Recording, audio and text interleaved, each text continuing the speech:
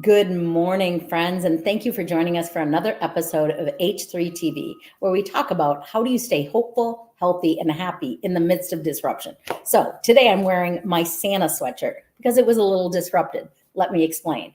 Just last Friday, we finally moved back home after 15 months of being displaced from Hurricane Ian. But this sweatshirt showed up after Christmas. And because I love the spirit of Christmas and we should have kind, generous hearts every day, I decided to wear it for you today. I know it's a lot of color, but I didn't get the chance to wear it on Christmas.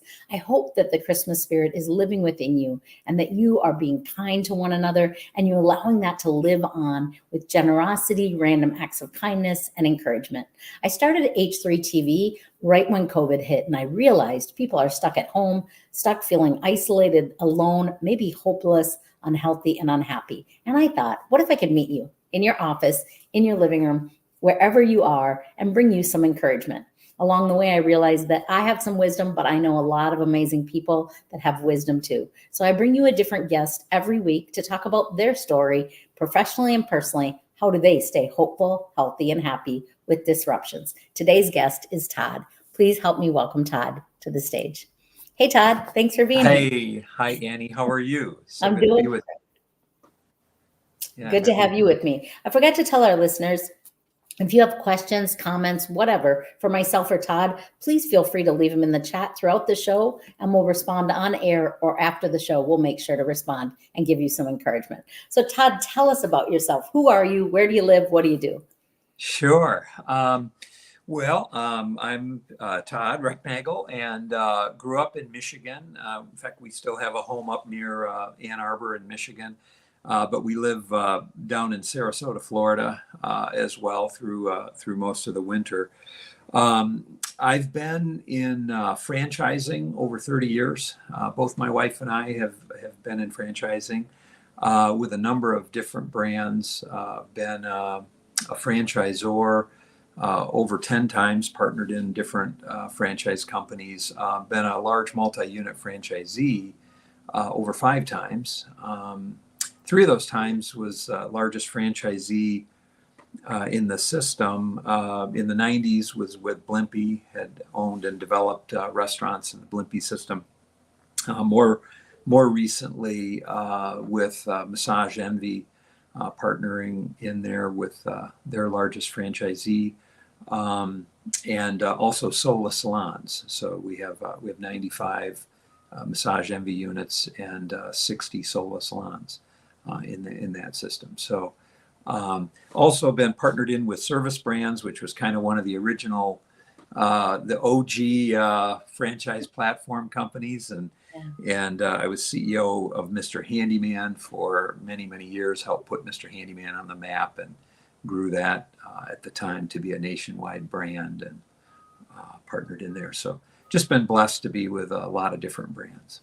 Wonderful. I love franchises, Todd, as you know, myself being a franchise owner in the past, but I also love that you transitioned. Nothing wrong with Blimpie, and sandwiches are good, but I love that you really have transitioned into healthcare. You know, we think about preventative care with Massage Envy and salons, that taking care of ourselves matters so much. So that's such an important thing. So thanks for sharing that. So I always like to think about, you know, sometimes people see people like you and I, Todd, and go, oh my gosh, they're so successful. Life must be so easy for them. But we all have disruptions and we all have interruptions. And so when you think of that word overall, disruption or change or challenge, what comes to mind to you just for that word? Well, frankly, you know, I've had a lot of struggles through the years, you know, with a 30-year career, it's going to come with a lot of struggles. And so with those struggles, I guess I didn't always realize that some of those struggles are from God. They're opportunities to grow. They're opportunities to build sort of muscle strength in some of those struggling areas. And I think as I started out, I was very much a self-starter, very independent, very driven. You know, couldn't wait until I could make over $100,000 or become a millionaire or something like that. Had all of these, you know, goofy goals that maybe many of us have, that as you get older in life, you realize are a little more empty, frankly. But But as I worked through those struggles, I did a lot of things on my own and would try to would isolate myself a little bit and just kind of believe that, oh, if I just continue to work harder, or if I just maybe I'm not working smart enough, maybe I need to work smarter. And I was a big fan of like John Maxwell books, and learned a lot through reading those John Maxwell books. But I'm not sure at the time if I realized that I was learning more about God wanting my heart and letting go through those Maxwell books, because John would work in a lot of commentary on that, as much as I was trying to learn about leadership. So my attraction was to read and learn about leadership and read those books and try to really work hard.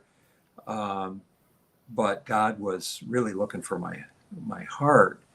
And so as you kind of struggle and try to do it on your own and be your own entrepreneur, you tend to ignore your wife, you tend to ignore your kids, you tend to get into the trap of being a workaholic. You start to ignore maybe your health. You start to get into drinking too much if you're traveling and working hard, or on the road, or eating too much, or whatever. And so I've fallen into every single one of those traps.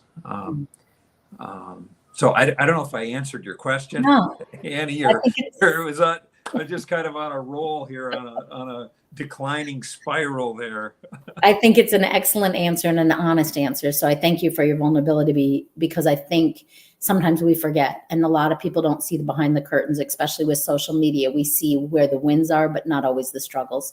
And really, I think what you're talking about, Todd, that's so important to me is that for years, as an entrepreneur, as a business owner, as a franchisee owner, we're chasing that success. Like, we want success. Is it 100,000? Is it 1,000,000? Is it impacting 100 lives, 1,000,000 lives?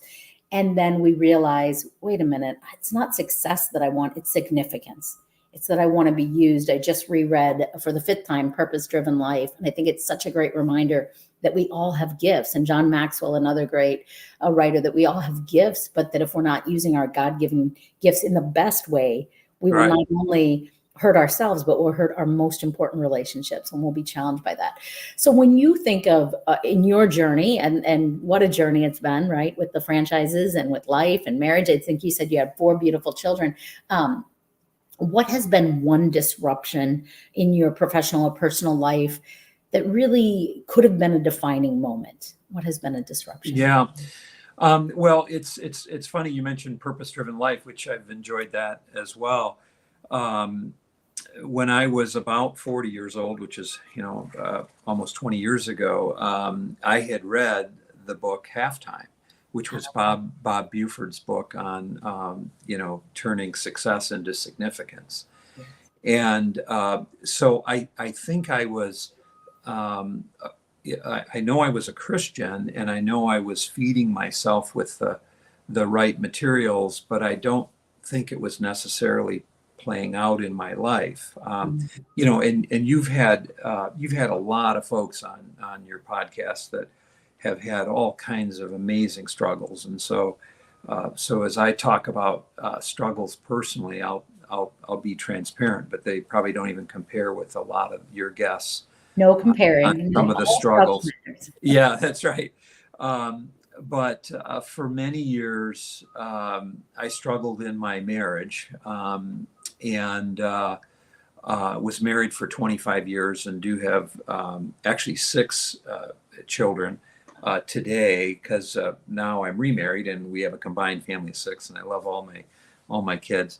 Had 4 children with my first marriage, and I had to come to a point where I realized that there were a lot of things that I was falling short, and I needed to take the blame. Was having an affair with business, and unfortunately, that takes time away from wife and kids and all of those struggles. So fell into a lot of those traps. And I remember praying on both marriage and family. And I remember hearing from God at that time, I was asking him to take this struggle away, like it was some sort of a magic vending machine.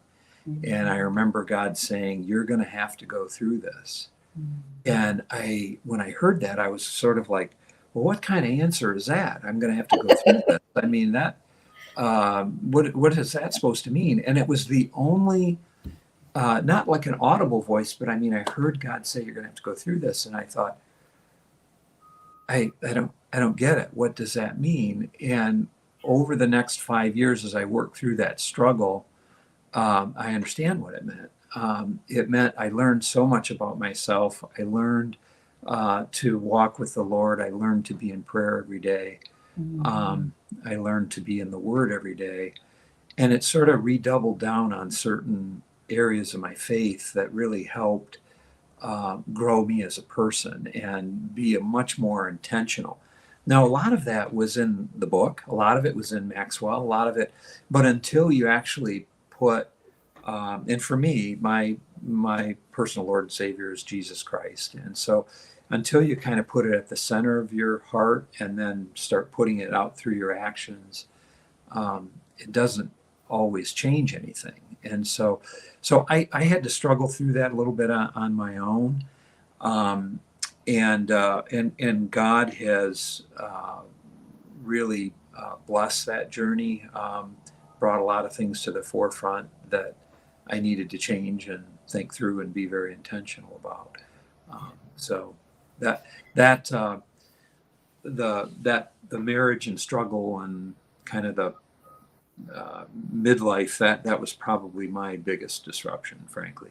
Excellent. Thanks for sharing that. I appreciate it. And I know our listeners appreciate it because we have a lot of listeners that are entrepreneurs and business owners. And really, though you share it's your relationship, it's really both parts. It's your professional and your personal disruption kind of colliding.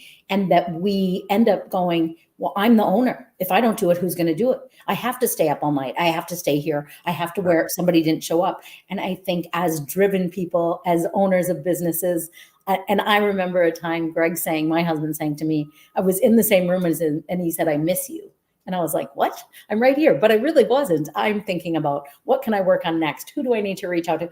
And I know that because I have a lot of joy in the work I do, but also in the success, it can draw not only us physically away, but emotionally away. So thank you for sharing that. And I think it's a disruption that sometimes we take for granted until. And there were many times when, I would be in the room, but wouldn't really be there, would be still even be worried about whatever was going on.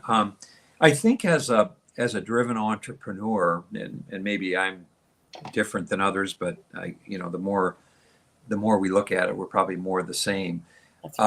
I do have a lot of fears and insecurities that drive us towards success or wanting to be successful.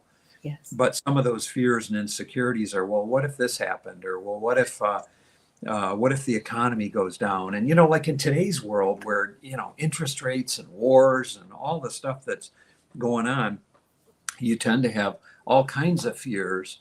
Yeah. I wish I would have learned earlier in life as a younger man. I wish I would have learned that it doesn't really matter. The more you let it all go, the more you learn to depend on God, and the more you walk in the Spirit, it all just kind of corrects itself.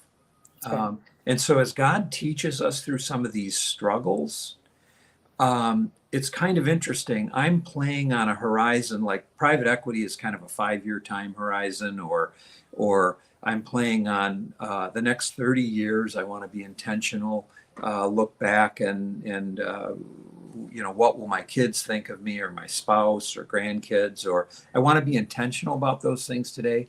Meanwhile, we have God who's playing like on an eternal timeline. Yeah. And throwing struggles at me to shape me that might shape my grandkids differently. That's right. And their grandkids, and then shape them all into heaven. That's and so it's sort of like playing chess, where I'm looking at each piece on the board, moving them one at a time, and worried about war or interest rates or a mortgage payment.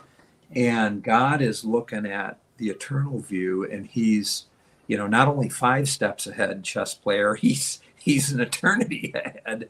That's right. And that never dawned on me earlier. Um, that we could lean on his eternal wisdom and not worry about the temporal as much. And so I think not to get too philosophical, no, but it's good. I do a morning devotion every morning, and at least once a week lately has been worry about nothing, be anxious about nothing, pray about everything. yeah, And today was about all the things we worry about that never even come to be, and how much energy we waste that could be filled with joy because we know how the story ends. So why are we afraid of the temporal?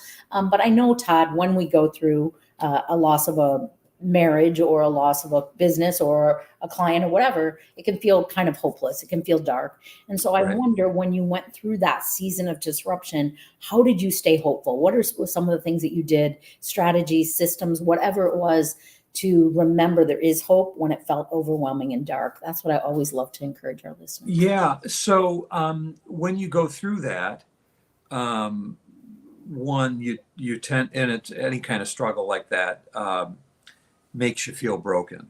And so you recognize you're broken, and you recognize that you need God, you need others, you need hope. So a little bit of that recognition that you're willing to be open and learn and Mm, read and love. And so in that, um, I started to be in the Word more. mm, I started to get into prayer yeah. more. Uh, I met an encouraging woman named Christy Mayu, who's my wife today, who's an incredible person of faith and in the Spirit. And so all of those things helped put me on a journey. Mm, But even so, if I go back, that was 10 years ago. yeah. If I go back to 5 years ago, after we had some success and had some of the deals that I mentioned that had uh, done well, I still came to a point where I was looking for, is this all there is? Mm, So God has kind of brought my heart through a journey, mm, brought back some hope. I'm in the Word, uh, loving the Lord, tithing, doing whatever you think you need to do yeah. as a faithful Christian. Um, but I was sort of like, wait a minute. So I started on a different journey, looking for purpose, a little more purpose. Ironically, um, God had brought me back to that halftime book, which I read when I was 40, great wisdom in it. Mm, Um, and I was reconnected with the halftime organization and became a halftime fellow. mm, Went through the year of training and was looking for a little bit more purpose. And I realized that all of my work and giftings and what God had given me in franchising, for example, He's giving me giftings in being a multiplier of multipliers. And yes. that came about as part of a year-long journey working through the halftime stuff. Mm, And so what does that mean? A multiplier of multipliers. Well, I have these giftings in franchising, but what am I doing for the kingdom? What am I really building? We attend church, but what are we doing with that? And so it helped kind of shape for both Christy and I our journey in the last 5 years, where we started to become very, very intentional about everything we were doing, and we laid out a roadmap. And I limited my time for my business meetings and my calls to about half of my week, so mm, that there's actually a limit on schedule. So it's intentional right down to schedule. mm, Same thing with resources, and I'll get to that in just a minute. But the other half of the week is for personal and ministry time. So working on my health, exercising, working on my spouse's health and what I can do for her, working on my children and what I can do for them, working on my ministries and what I can do for them. And so literally, if you look at my calendar, there's limits around my time and when I will be able to do meetings, and then I'm intentional in those other areas. Um, that's helped my health. It's helped my relationships. It's helped my relationship with the kids. It's Yeah. helped my relationships with God. On the God time, we now, for the last 3 or 4 years, wake up every morning in the Word, both of us together, Love it. with a little bit of a devotional and quiet time, but then actually in the Word. Um, and if you just try that for 30 or 90 days, it's amazing what will occur.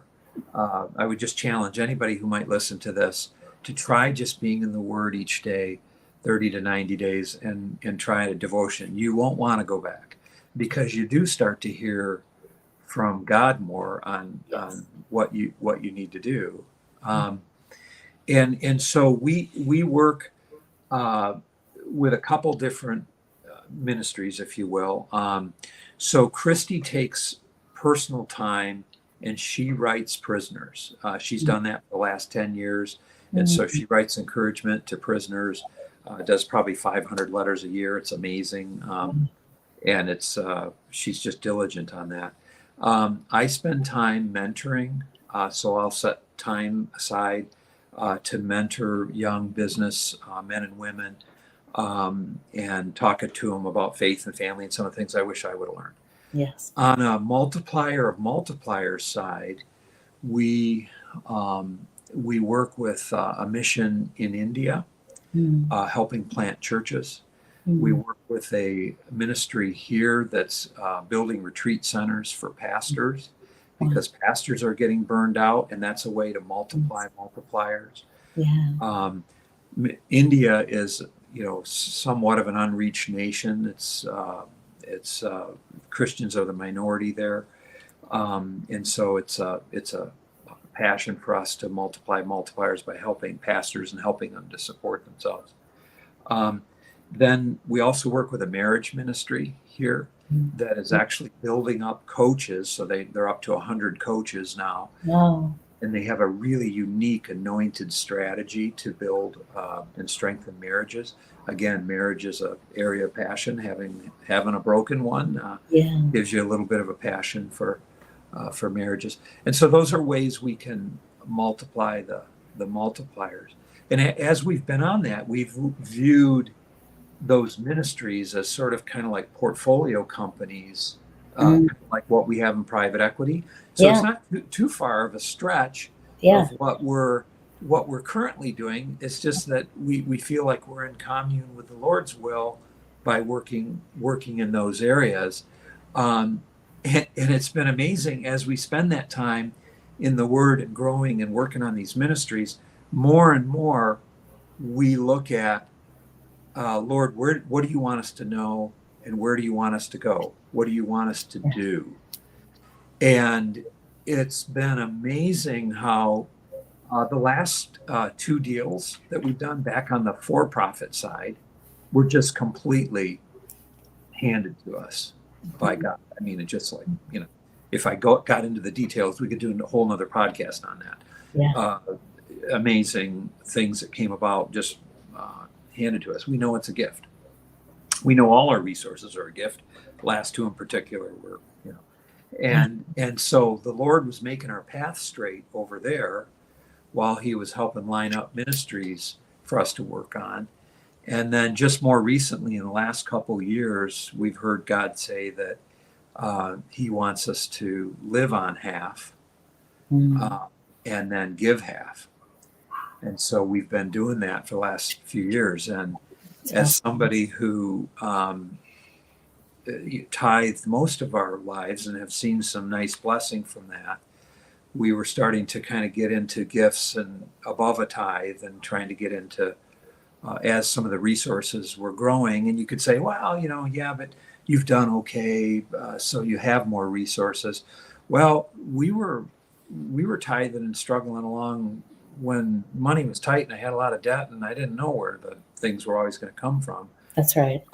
But it was amazing how God has continued to give, and then now we set the number at 20%, and then 30% goes into a charitable remainder trust.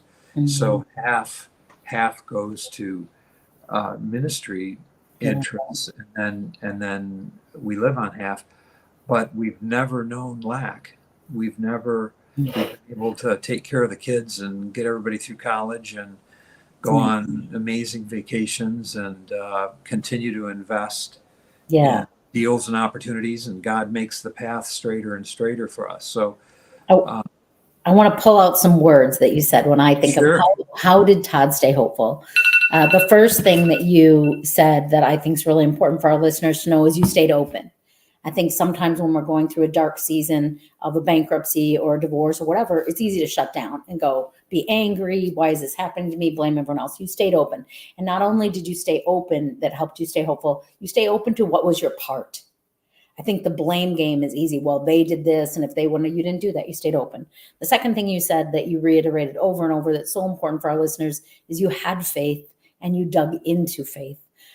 I've always been a woman of faith. Now, I am naturally an evangelist, and I don't care if you're Muslim or Jewish or atheist. I'm still going to love you, and I'm going to want to be your friend because I love people.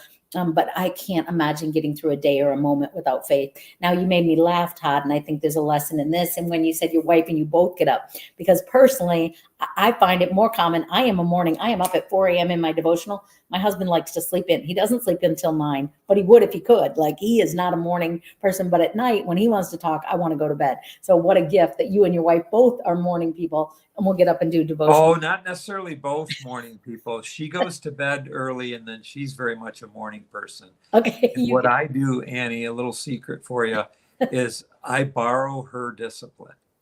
That's what I describe it as. That if she's going to be getting up and bouncing around and working out, and then we're going to be in the Word. I love being in the Word in the morning. She loves to go to work out right away. So we've compromised. I said, hey, let me borrow your discipline. We'll both be in the Word, and then we'll go and I'll work out with you. And so we do that together. And for somebody like me who's a creative, and I would do something different every morning, on a daily basis,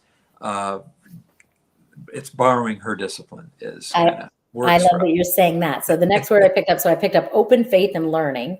But then, another thing you said that I think is so important for listeners, whether we are business owners or married or all above, is boundaries on your time.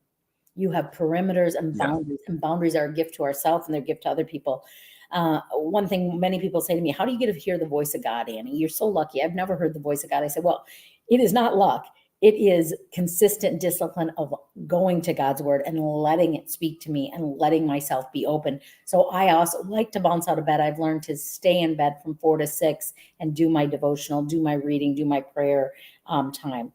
Obedience is rewarded is something else you said, which is, I think, so true, that we have to be obedient, which then reminded me of a quote I heard, which you just reiterated, is that the greatest love is self-discipline. So discipline was always a resistant word to me. Sounded controlling, sounded rule-led, but self-discipline, practice, boundaries, learning, that is the greatest form of self-love, because the result is abundance of mind, abundance of relationship, abundance of finances. So I love that you said you borrowed her discipline, and self-discipline or spouse discipline might be a new one for me.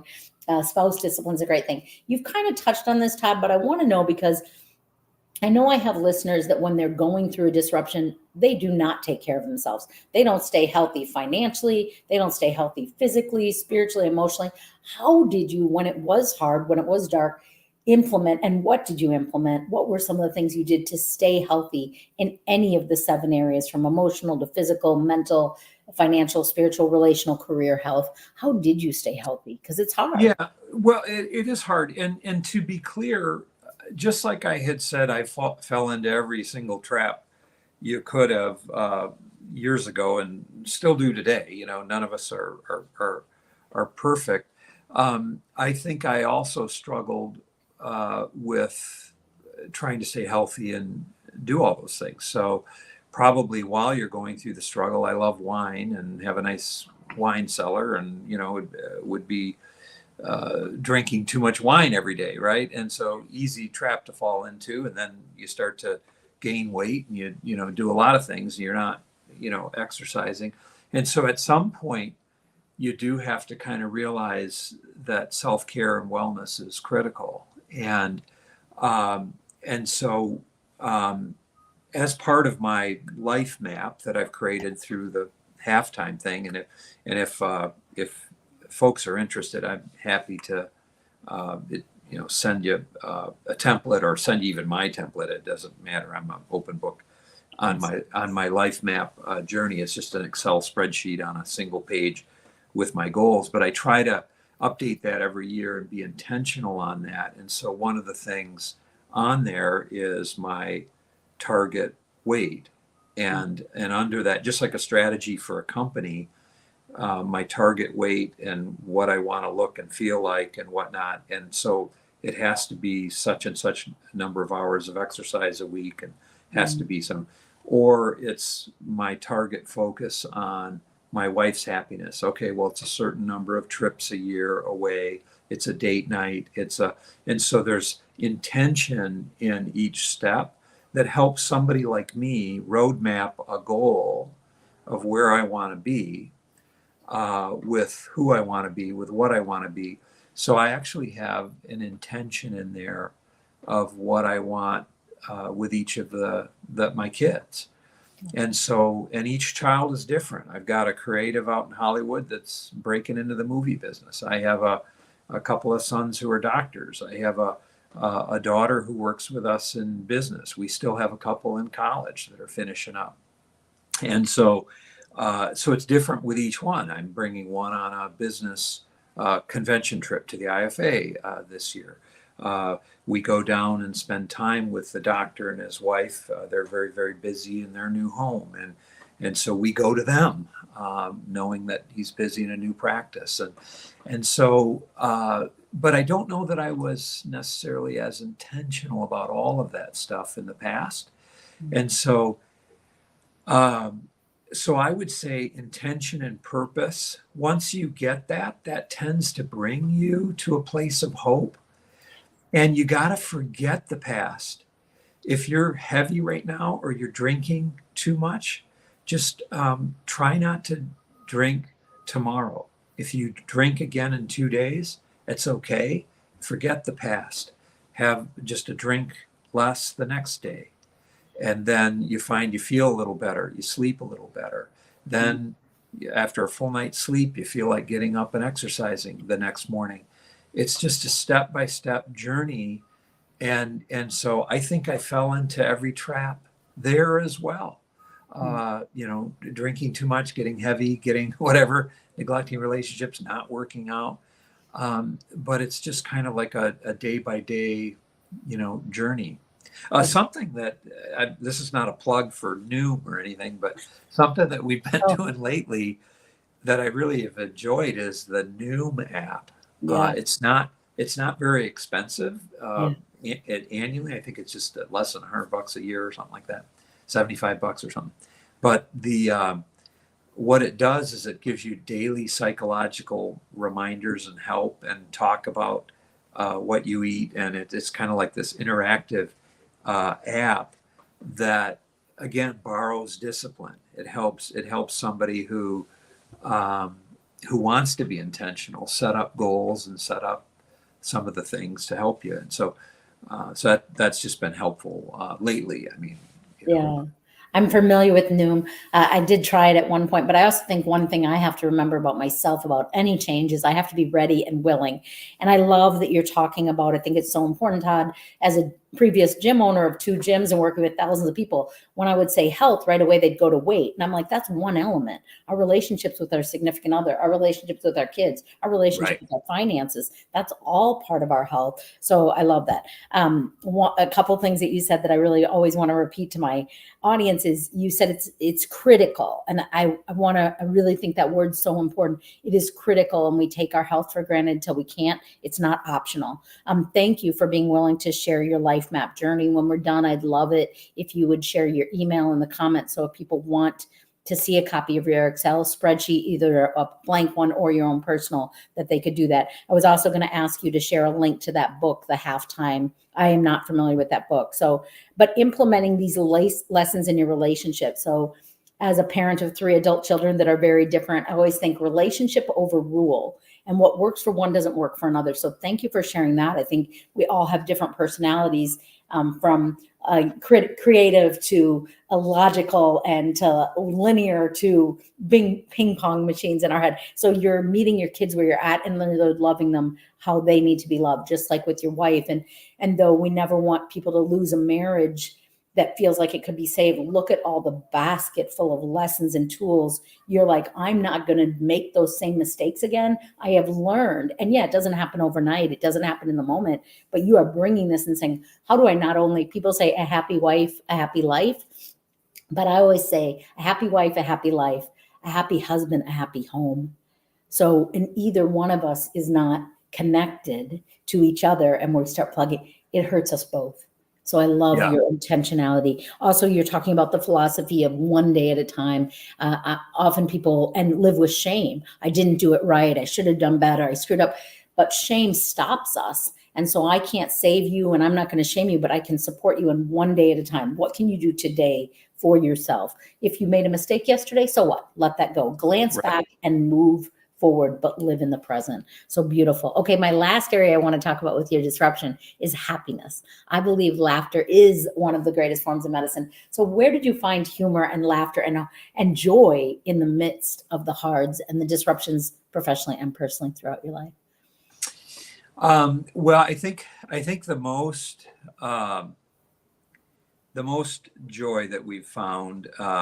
First of all, I've always enjoyed humor and laughter and sense of humor, and so I think my friends know that about me.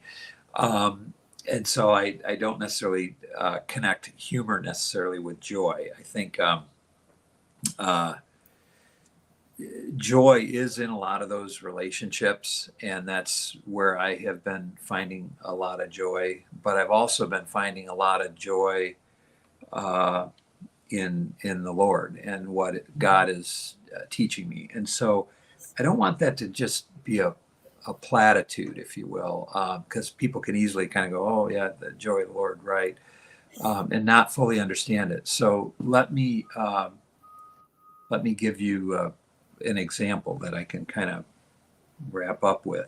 As I went through the halftime journey, uh, um, a lot of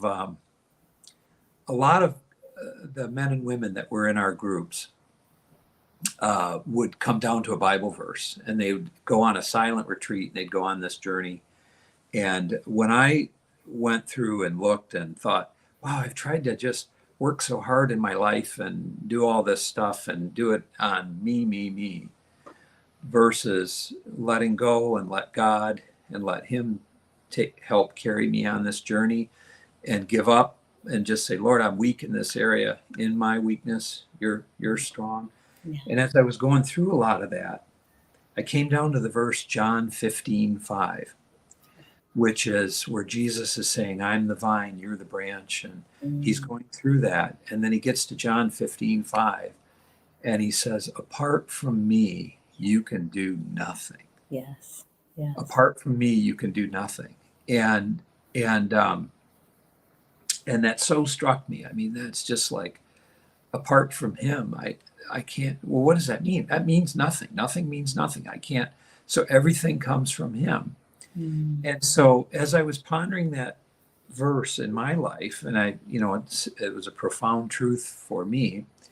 Just recently, about a month ago, we got back from India on a mission trip, mm, and we're working hard on this ministry, helping with the pastors, helping fund them, helping them find businesses over there to help fund them, and then support these churches. Yeah. And as on the last day we were in India, and again, I'm back to myself where I'm worried, or how are we going to do this, or using my own wisdom and my own strength. We had some amazing things happen where we met this very wealthy man that stepped in and said, I want to help you guys. And we were like, oh my gosh, that was lined up by God. And just had some amazing things that, again, I could describe on another call, but we had been blessed. But, I'm thinking about it every night. My mind is a whir as I'm going to bed. The people I met that day, well, boom, boom, boom, boom, boom, boom, fast. All of a sudden, the last day, one of the ministry leaders that was in the area said, hey, I brought over a young pastor I thought you guys might want to meet. And so I'm sitting there and I'm like, oh, yeah, we'll make time for him. Why don't we have him stop by just before dinner? And so this young guy's sitting down with us and he's talking to us about his journey. And we had given a small gift 5 years ago to this same ministry where we supported this young guy that was getting trained in a kids ministry of after school care. Mm-hmm. And then after a year of the kids ministry of after school care, they were supposed to meet enough kids and enough families that this guy would then plant a church. Was the program. And after a year of that funding and that gift, it got cut off after a year so that they would plant that church and not too far from franchising. Okay. If you think about it. And so this guy had planted a church. He planted his first church 4 years ago, now with no other money. And this was just a small gift again from 5 years ago. And they thought, we thought you might want to meet this young kid. And so the guy's not a young kid. He's 37 now. So he was 32 when he started. He had planted in the last 4 years, he had planted 3 different churches. Wow. And had 120 families attending these churches. And the guys going and speaking at these 3 different churches on Sunday morning had grown in a Hindu culture, has grown to 120 families. And so I'm sitting there and I'm looking, and this guy has just a gleam in his eye and fire in his belly. And he strikes me as, of all the franchising units and everything we've built or grown, this guy strikes me as like the most incredible franchisee, hungry, and so I look at him and I said, how did you do it? How did you do it? And he said to me without even hesitating, he said, God was with me every step of the way. Mm-hmm. And so I'm like, okay. And I said, how did you do it? What did you do? And he said, I would listen. And he said, if the kids in my kids ministry said, my dad is sick, or my mom is hurting, or this is going on, or my neighbor is sick, or something happened, whenever I would hear that, he said, I would go to that home and I would visit with them, or I would go to their neighbor's home and go visit with them, and I would go and pray with them. And he said, one time early on, about 4 years ago, this Hindu man was a neighbor of a family, and he said that the man had a varicose vein problem and a disease in his leg and feet where he couldn't walk anymore. And he had terrible, terrible pain. And so he went and he was talking about how Jesus can heal this man, and he prayed over this man. And so the kids that were in his kids ministry and the family was there and around, plus this Hindu man's family. And the next morning, his legs were healed. Wow. And the Hindu man said, who is this Jesus he was talking about last night? You want to know more? That man and his whole family got saved. And then that man brought 9 other families to the church. Wow. And this young 37-year-old guy told me he just continued to follow and repeat that pattern and has built up 120 families. Wow. And he said, God has just done the rest. He's been faithful. And I sat there and I thought about that verse, apart from me, you can do nothing. And I thought, his funding got cut off 4 years ago. And now I'm back trying to worry and hurry and help. And how do we grow? And how do we do this? And God's doing it and carrying it all along through this young man, through you, Annie, through me, if we're all, through anyone who's listening, as long as we're willing to be faithful. That's right. As long as we're willing to follow him, the miracles will come. And so that just so struck me that I've only told a couple of my closest friends, and Chris knows the story. Anyway. Beautiful story, and thank you for sharing. I like the words fascinate and curious.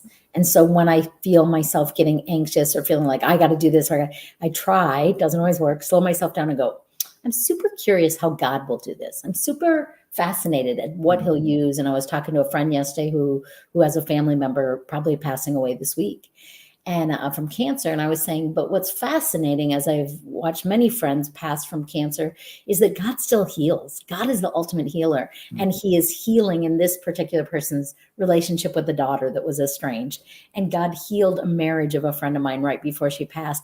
And God has healed the faith of friends of mine before they passed. And so healing doesn't always show up. If we're curious and fascinated by God's mighty, eternal story, he can show up in his way. I love, what a beautiful story about that young man. And that is still a kid at 37 to us. So that he can still be a very young kid.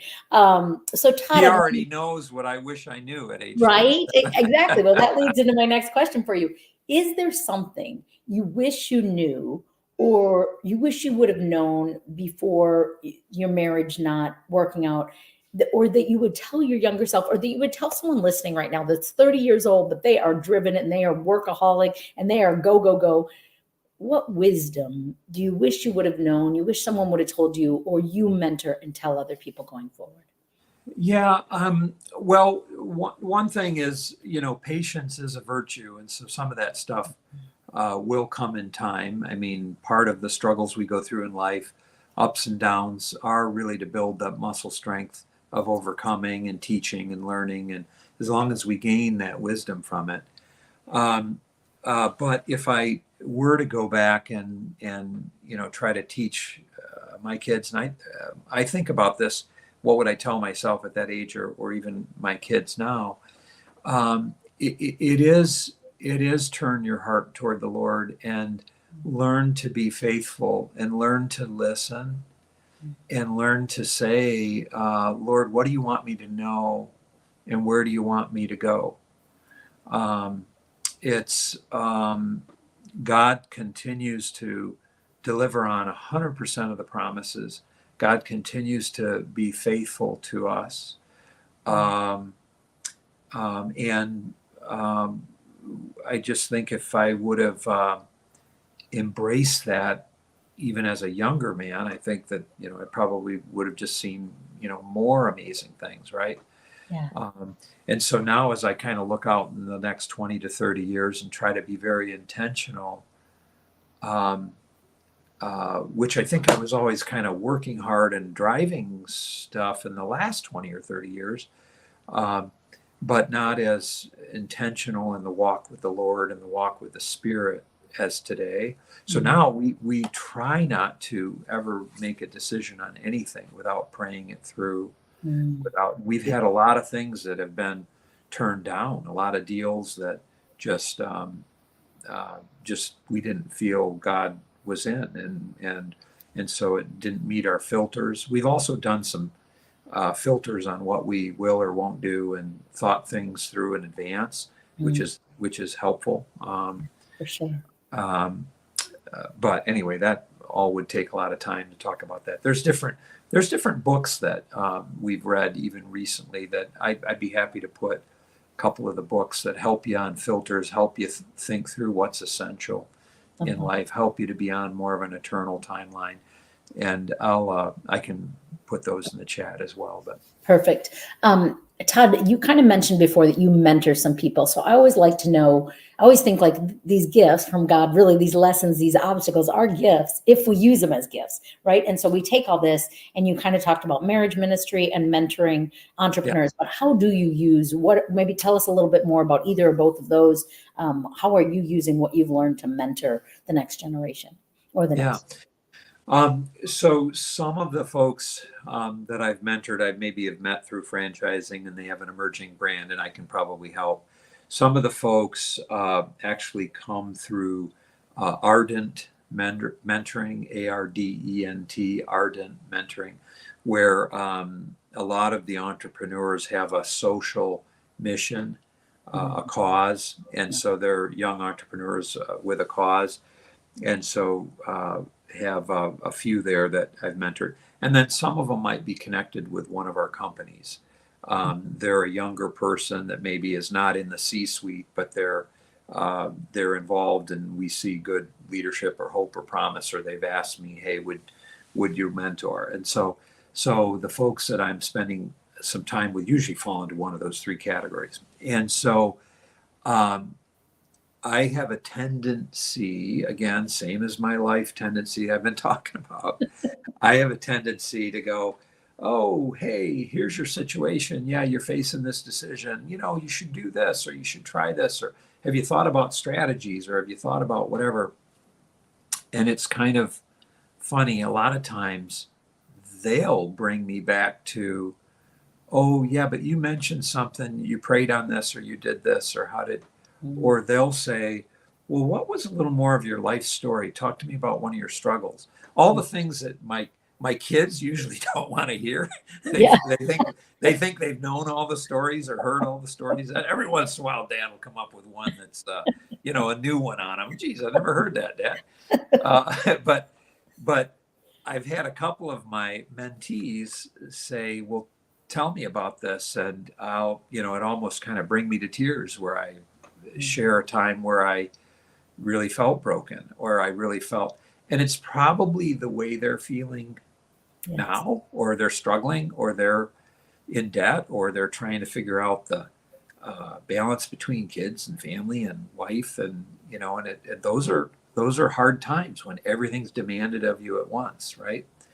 For sure.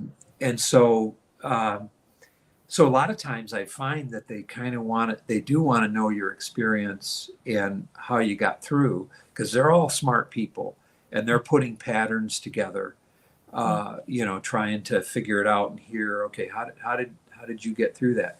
So it's always a struggle to try to think that through and have meaning for that, you know what I mean? And share with them what I really learned. At the time. But a lot of times it is slow down, listen, pray on it. I think also, Todd, when you do share the struggles, again, I always go back to, people look at my business that has been done fairly well, and that I'm grateful for all the different things I get to do. And they go, oh, it's easy for you. But when we share the real part and the hard part, it makes us relatable to where they're at in their story and all of that. Do you have, as we close out here, do you have a success story of your own, or someone you've worked with that you want to share, that you want to say, you know what, here's a story of a time that was like this, and now it was like this, of your own story, or someone you have mentored through the years? Well, just our own story. Just briefly, I think I mentioned early on, oh boy, I wanted to be a millionaire or make over 100,000 or blah, blah, blah. Not to get into numbers or anything, but just to be in a position where my goals have changed and the numbers are a lot bigger. And we've been blessed to be able to give away more than I've could ask or imagine. In fact, the name of our company, our private equity company, is 320 Group, which is for Ephesians 3:20, which is unto him who is able to do exceedingly and abundantly more than we could ever ask or imagine. To him be the glory. Just this last year, that God has enabled us to gift a lot, and or to a charitable remainder trust in the millions, and so we've just really been blessed with that, and so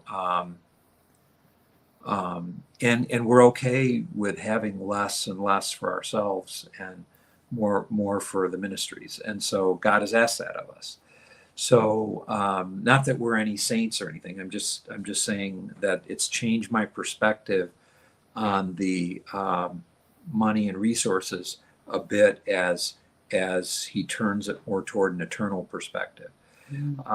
Now that's a struggle for me because I bop into the ever present and go, oh, what am I going to do on this deal, or what am I? That's been my lifelong struggle, right? And so oh, do we have enough for this, or do I have enough for this, or what? And so that's that constant. It's not perfect. God's not finished with me yet. As long as I'm sucking air, I'm still going to have that battle, right? But I cannot believe how God has blessed us to where we can give away more than I ever dreamed of. Fun to give away more than you imagine making at some point, right? Well, yeah. The dream and now, and instead of being what's in it for me, it's how can I impact the world? And it's a beautiful shift. So right. And to be clear, it's not like we're multi-zillionaires or billionaires or something like that. It's just that to be able to give away more than I ever dreamed about even making or having has been amazing. The other thing that I think both Christy and I are very proud of is we have a lot of great relationships in franchising and private equity, but in franchising in particular, where of all the different companies we've been involved with, we have lots of directors and VPs and folks that in a 30-year career that are presidents or CEOs or have their own business or are independent. And we've been very, very, very proud of that. I mean, I could name a lot of names, but the problem with that is I'd leave a lot of people out. But we've had amazing mentors that have shared with us that are people that we've partnered with, people like the partners at Service Brands, people like the partners at Trivest Private Equity, all the partners there that have in Geneva Glen and Stonehenge Capital and Rourke Capital. And we've had a lot of folks that have partnered with us that have poured into our lives. And then as we look out, just had, it's numbering up to 50 folks that have gone on to be amazing in their own careers. And so that's such a privilege to be a part of somebody else's life and journey, and to have somebody be a part of yours and pour in. And so that has me thinking more about being intentional about that more in the next 20 to 30 years. How do I keep that going? So I don't know. That's good. I this whole call, Annie, I've never been sure if I've actually answered your question accurately, or if just my ramblings have been going on as my brain rolls forward. But, hey, Todd, luckily, those of us that are creatives and innovatives, we have a lot of thoughts, and along the way, we find what people are looking for. And I always feel like every interview has it's amazing the private messages that I get from people saying, oh my gosh, you said exactly what I needed to hear. So I just want to thank you, Todd, for being here. Thank you for sharing part of your story. Thanking you for your mentorship in the world through your faith, through your finances, and through your relationships and friendships, really, that they become. I know people are going to want to reach out to you. So what is the best way to reach you? Is it LinkedIn? Is it Facebook? Is it email? What's the best? They can just email directly.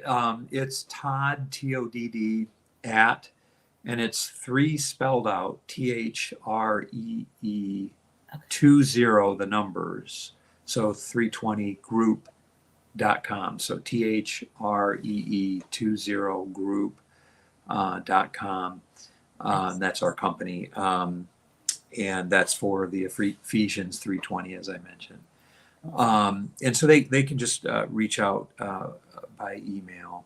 And I'll ask you, Todd, to just drop that email into the chat or into the comments, either on Okay. LinkedIn or Facebook or YouTube when you get a chance, so people can just click on it. But thank you for sharing it. Thank you for You're being my welcome. guest You're to welcome. start off 2024 well. I appreciate you. I appreciate our listeners. We're here to support you on the journey to stay hopeful, healthy, and happy in the hard things in life. There is always, always hope. So thanks, Todd. And Thanks thank you, for having folks. me.